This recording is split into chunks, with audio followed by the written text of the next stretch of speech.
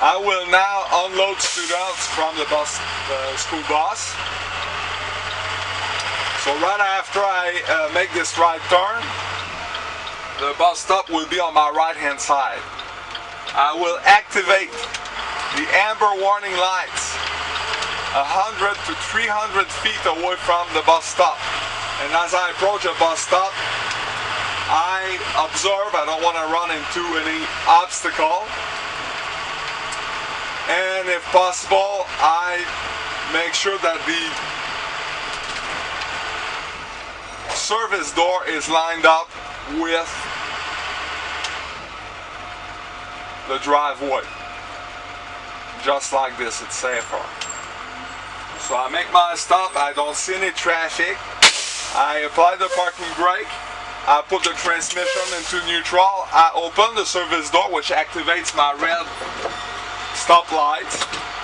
And I make sure, before I let the students leave from the bus, I make sure that the traffic is stopped. And I don't see any moving traffic, so we're good to go. So now with a hand signal, I let the students know that it's alright to leave the bus. Thank you, bye. Thank you so much, have a good day. Thank you, have a good one, bye-bye. I have one crossing student, so I make sure that I give him the hand signal before, alright, before, that I make sure that there is no traffic going on, or that the traffic is at a complete stop before I let him cross the street. So now we're good, and before I leave again, I make sure that there is no obstacle, no moving traffic. Now it's time to close the service door, put the transmission into drive, release the parking brake, and as I leave, I sweep my mirrors and look around the bus because I don't want to jeopardize anything.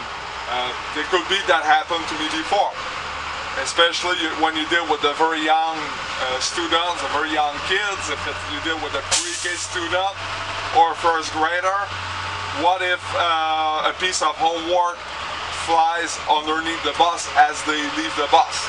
They might be panicked, they might be afraid to get in trouble, and they will not be thinking that whatever they do might jeopardize their own life. So they might be willing to crawl underneath the bus to retrieve that piece of homework. So you need to be alert, you need to be ready to stop at any time, pull the parking brake again, put the transmission into neutral, and stop everything until you figure that out if something like this happens.